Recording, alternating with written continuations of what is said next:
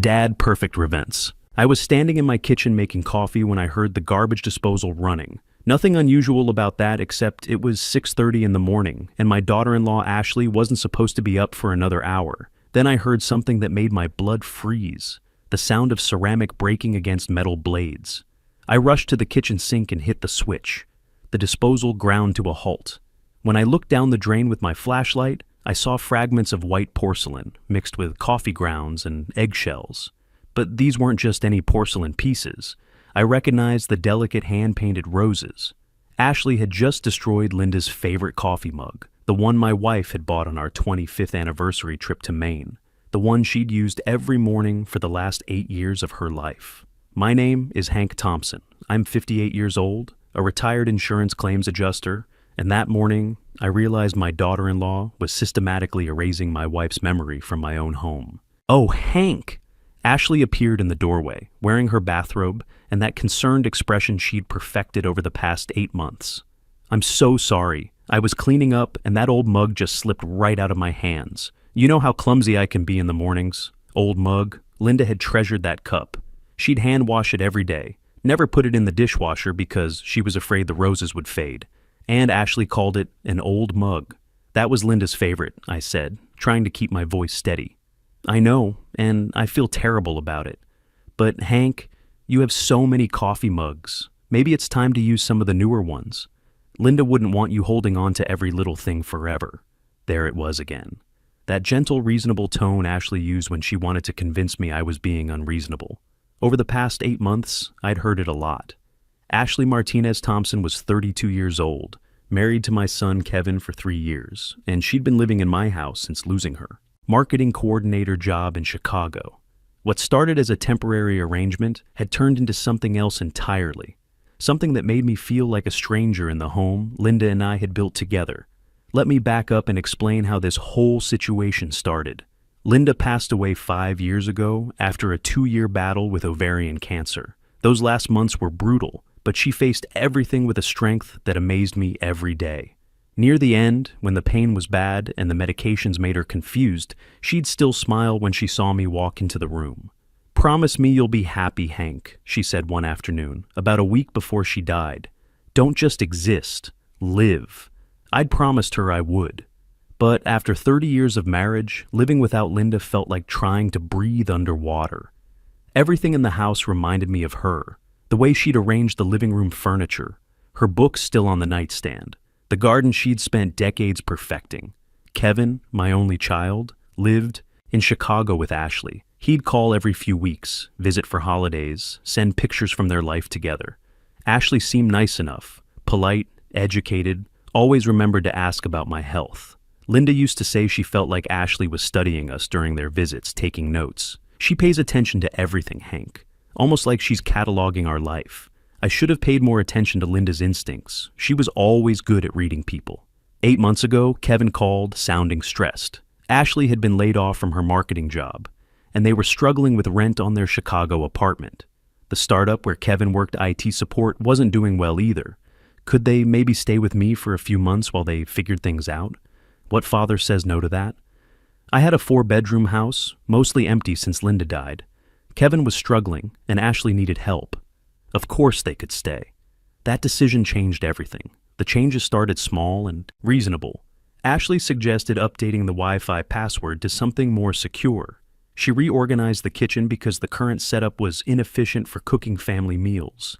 She moved some of Linda's gardening supplies out of the garage to make room for their belongings. Each change made perfect sense when Ashley explained it.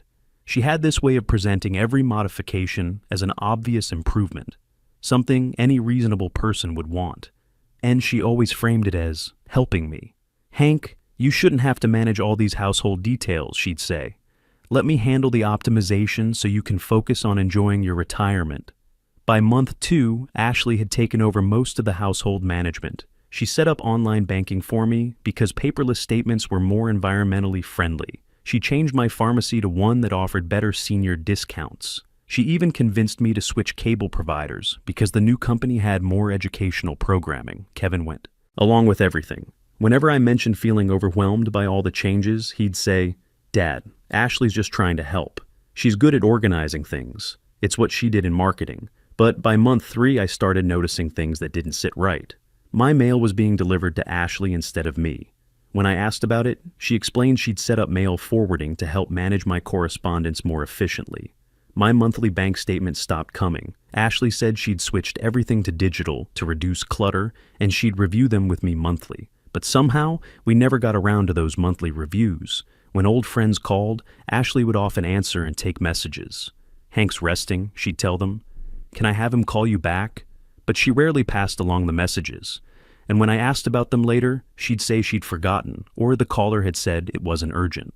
Slowly, quietly, Ashley was cutting me off from the outside world, and she was doing it with such reasonable explanations that I felt foolish for questioning her. The morning of the broken coffee mug was when I finally understood what was happening. Ashley wasn't just reorganizing my life. She was erasing Linda's presence from it, piece by piece, and I was letting her do it. That afternoon, I did something I hadn't done in months. I went up to the master bedroom and opened Linda's jewelry box. Ashley had suggested several times that I should donate Linda's personal items to help other families, but I'd refused. This was one thing she hadn't been able to reorganize away from me. Inside the jewelry box, underneath Linda's pearl necklace, was a small key I'd forgotten about. The key to our safe deposit box at Community First Bank. Linda had insisted we keep important documents there, along with some cash for emergencies. "You never know when you might need something the bank can't access quickly," she'd always said. I hadn't been to that safe deposit box since Linda's funeral arrangements. It was time to see what was inside. The next morning, while Ashley was at her job interview and Kevin was working his remote IT job, I drove to Community First Bank. Margaret Santos, the branch manager, had known Linda and me for 15 years. She greeted me with genuine warmth. "Hank, it's been too long. How are you holding up?" "I'm managing, Margaret. I need to access my safe deposit box. Haven't been here since Linda passed." Margaret's expression softened. "Of course. Let me get the paperwork." Inside the safe deposit box, I found exactly what Linda had promised. Our original house deed, showing the property belonged solely to me. Our marriage certificate, Linda's will, insurance policies, and $8,000 in cash that Ashley knew nothing about. But there was something else. A manila envelope with my name written in Linda's careful handwriting. Inside was a letter dated just 6 months before she died. "My dearest Hank," it began. "If you're reading this, I'm gone and you're probably struggling more than you want to admit. I know you, and I know you'll try to handle everything alone. Don't. People will try to take advantage of your grief and your generous heart. Be careful who you trust with our life together. Some people see a widower and think they see an easy target. You're stronger and smarter than they realize. Trust your instincts. I love you always. Linda." I sat in that small bank room and cried. Linda had known. Somehow, she'd known that people might try to exploit my loneliness. She'd prepared for threats I couldn't even imagine at the time. When I got home, Ashley was in the living room with Kevin, both of them looking serious. They'd been talking in low voices when I walked in, but stopped when they saw me. "Dad," Kevin said, "Ashley and I have been discussing your situation. We think it might be time to consider some changes." "What kind of changes?" Ashley leaned forward with that concerned expression she'd mastered. "Hank, we've been watching you struggle with managing this big house. The yard work, the maintenance, the financial complexity of everything. We think you might be happier in a retirement community." My blood went cold, but I kept my voice neutral. "I'm managing fine." "Are you, though?" Ashley pulled out a folder. "I've been researching some really nice places. Sunset Manor has an excellent reputation. They handle all the daily management tasks, provide meals, have social activities. You wouldn't have to worry about anything." She opened the folder and showed me glossy brochures. Happy seniors playing cards, walking in gardens, eating in communal dining rooms. Everything looked pleasant and sterile. "How much does it cost?" I asked. "The entry fee is $25,000, and then it's $4,800 per month," Ashley said smoothly. "But here's the thing. You could sell this house and have plenty to cover those costs for years. The house is worth at least $340,000. After you pay the entry fee and set aside money for monthly costs, you'd still have a significant amount left over for emergencies." I did the math in my head. $4,800 per month was $57,600 per year. Even selling the house, I'd be broke in 5 years, maybe 6 if I was careful. Then what? Where would the leftover money be managed? I asked. Kevin spoke up. Ashley's been learning about financial planning. She could help manage your investments, make sure everything grows properly. There it was, the plan. Get me into a retirement home where I'd pay monthly fees until my money ran out, while Ashley managed whatever was left from selling the house. I'd be completely dependent on them for everything. I need to think about it, I said. Of course, Ashley said. But Hank, don't wait too long. The good retirement communities have waiting lists. We should at least put your name down and tour the facility. That evening, after Kevin and Ashley went to bed, I sat in my workshop in the basement. It was the one room in the house Ashley hadn't reorganized. My tools were stillware. Linda had helped me arrange them 10 years ago. My workbench still had the coffee ring stains from the mornings Linda would bring me coffee while I worked on weekend projects. I pulled out a legal pad and started writing down everything I could remember from the past 8 months. Every change Ashley had made, every service she'd switched, every friend who'd stopped calling, every piece of mail that had been redirected. When you work in insurance for 30 years, you learn to recognize patterns. You learn to spot the difference between coincidence and conspiracy. What I was seeing wasn't random organizational improvement. It was systematic isolation, preparation for financial takeover. Ashley wasn't trying to help me. She was setting me up. And tomorrow, I was going to start fighting back. The next morning, I called my old friend Charlie Williams. Charlie had been the chief legal counsel for our insurance company for 25 years. If anyone knew how to build a case against financial fraud, it was Charlie. Hank, good to hear from you. How's retirement treating you? Charlie, I need your help. I think my daughter-in-law is trying to steal my house and my savings. There was a pause. That's a serious accusation. What makes you think that? I explained everything. The gradual takeover of my finances, the isolation from friends and mail, the retirement home pressure with Ashley managing my leftover money. Charlie listened without interrupting. Hank, what you're describing sounds like elder financial abuse. It's a felony in this state, but we need evidence, solid, documented proof. How do I get that? Carefully, very carefully, and legally. Can you meet me at my office tomorrow afternoon? Ashley thinks I'm going to the doctor. I'll be there. That afternoon, while Ashley was out grocery shopping, I started my investigation the way I'd handled insurance claims for 30 years. I documented everything. First, I checked my computer. Ashley had helped me set up online banking months ago, changing all the passwords to keep everything secure. But she'd made a mistake. She'd used Kevin's birthday as the password hint. After 30 years investigating fraud, I knew people always used dates that were meaningful to them. Kevin's birthday worked. I was in. What I found made my stomach turn. My checking account showed a balance of $12,400, but according to my mental calculations, it should have been closer to $28,000. I printed the statements for the past 8 months. The transfers told the story. Small amounts at first, $500 here, $300 there, always labeled as household expenses or family costs.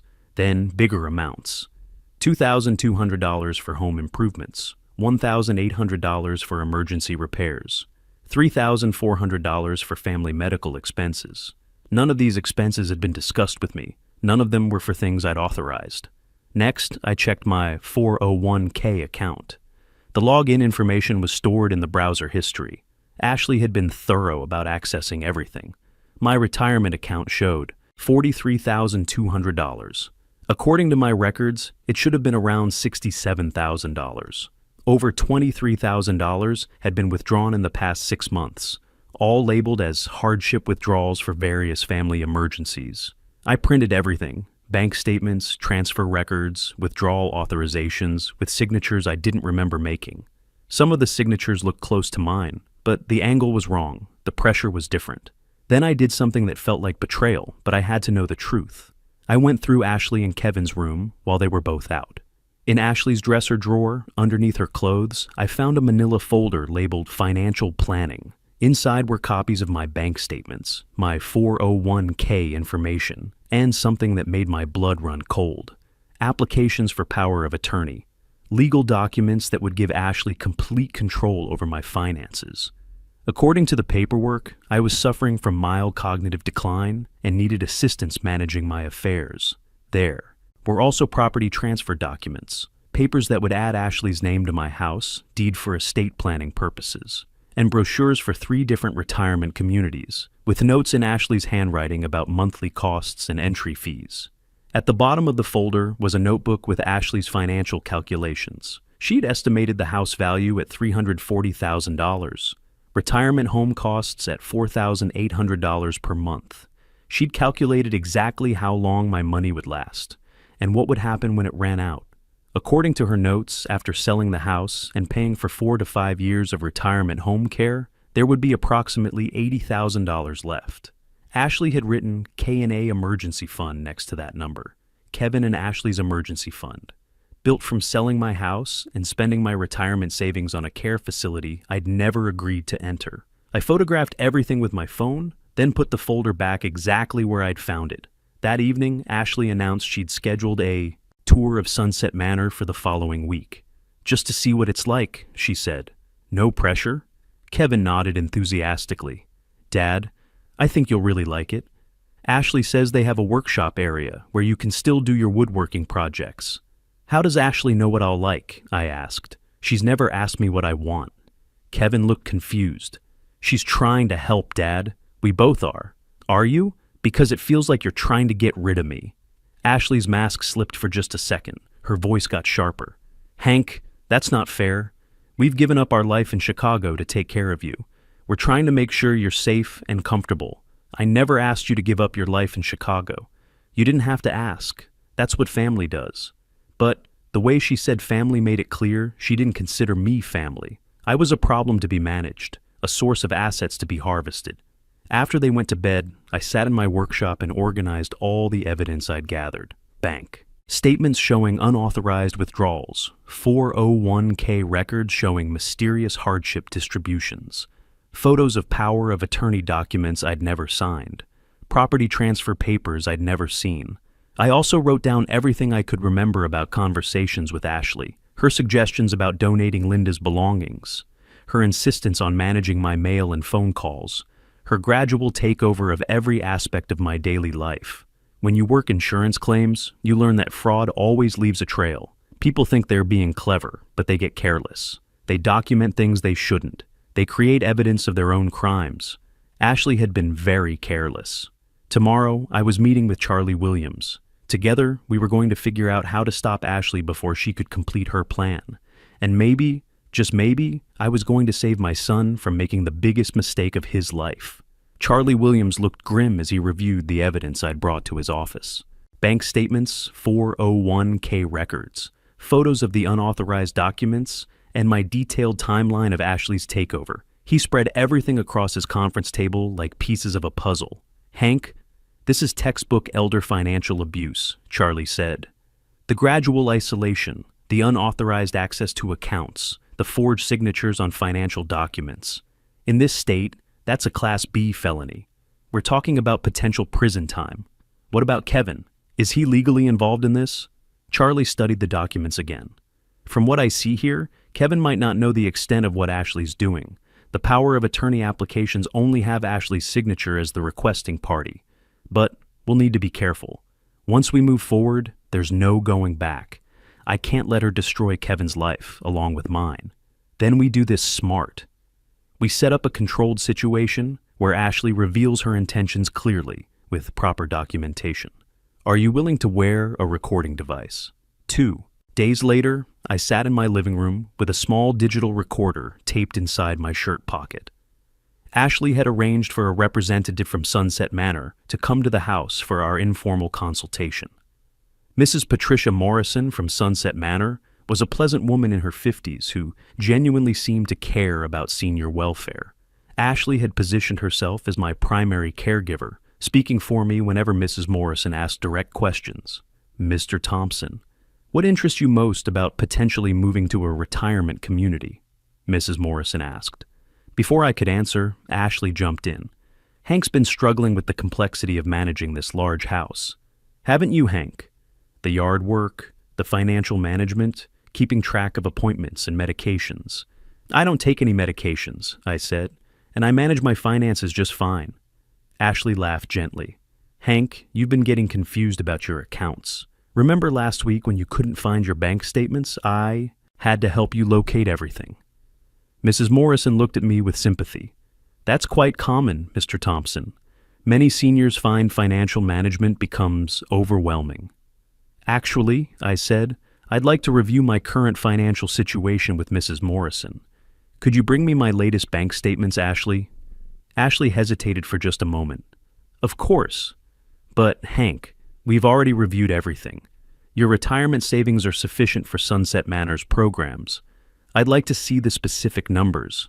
Ashley left the room and returned with a folder. She pulled out statements that showed my checking account balance as $28,000 and my 401k as $67,000. I looked at Mrs. Morrison. Could you excuse us for a moment? I need to discuss something privately with Ashley. After Mrs. Morrison stepped outside, I pulled out my real bank statements from under my chair cushion. Ashley, these numbers don't match what I'm seeing in my actual accounts. Her face went white. What do you mean? I mean, my checking account has $12,400, not $28,000. My 401k has $43,200, not $67,000. Where's the missing money? Hank, you're confused. Those are old statements. These are from yesterday, and they show systematic withdrawals that I never authorized. Ashley's voice got sharper. You did authorize them. We discussed every expense, the home improvements, the family emergencies, the medical costs. What medical costs? What emergencies? Show me receipts for these improvements. You can't expect me to keep track of every receipt from 8 months of expenses. I pulled out my phone and hit record. Ashley, I need you to explain to me exactly how $23,800 has disappeared from my accounts. That's when she cracked. Hank, you don't understand how expensive it's been for Kevin and me to take care of you. We've sacrificed our careers, our life in Chicago, everything.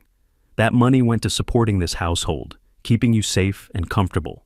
By stealing from me, it's not stealing, it's family contribution. And once you're in Sunset Manor and we sell this house, there will be plenty of money for everyone. Everyone, you'll have your care covered, and Kevin and I will have something to restart our lives. It's fair, Hank. It's practical. I stopped recording and looked at Ashley for a long moment. She just confessed to everything. Theft, fraud, and conspiracy to commit elder abuse, all captured on my phone. Mrs. Morrison knocked on the door. Is everything all right? Mrs. Morrison, I called out. I won't be needing Sunset Manor's services. But thank you for your time. After she left, I turned to Ashley. You have 24 hours to pack your things and leave my house. Take Kevin with you if he chooses to go. You can't do that. We live here. We have rights. This is my house. I'm the sole owner. Check the deed. Your guests who have overstayed their welcome. Kevin came home 2 hours later to find Ashley in our bedroom, frantically packing. What's going on? He asked. I showed him everything. The bank, records, the forged documents, the recording of Ashley's confession. I watched my son's face as he realized what his wife had been doing. Dad, I didn't know, he said, his voice breaking. I swear I didn't know about the money. I believe you, son. But you need to decide what you're going to do about your marriage to a woman who steals from her own family. Ashley tried to convince Kevin that I was confused, that everything she'd done was legitimate. But the evidence was overwhelming, and Kevin wasn't stupid. They left the next morning. Ashley in angry silence, Kevin with tears in his eyes and promises to call me soon. I filed charges against Ashley that afternoon. Charlie Williams handled the legal proceedings. She was arrested 3 days later at her sister's house in Milwaukee. Ashley took a plea deal, 18 months in county jail, 3 years probation, and full restitution of the stolen funds. Kevin filed for divorce while she was awaiting sentencing. That was 8 months ago. Kevin and I talk twice a week now. He's moved back to Illinois, gotten a better job, and he's dating someone new, someone who, according to Kevin, actually listens when he talks and doesn't try to reorganize his life for him. I still live in the house Linda and I built together. Her coffee mug is gone, but I have hundreds of other memories that no one can take away or destroy. And I've learned something important. Protecting your family sometimes means protecting them from each other. If you're reading this and something feels wrong in your own home, trust that feeling. Document everything. Get help from people who knew you before the problem started. And remember, your house, your money, your life. Don't let anyone convince you otherwise, no matter how reasonable they sound. The truth has a way of revealing itself, if you're patient enough to let it.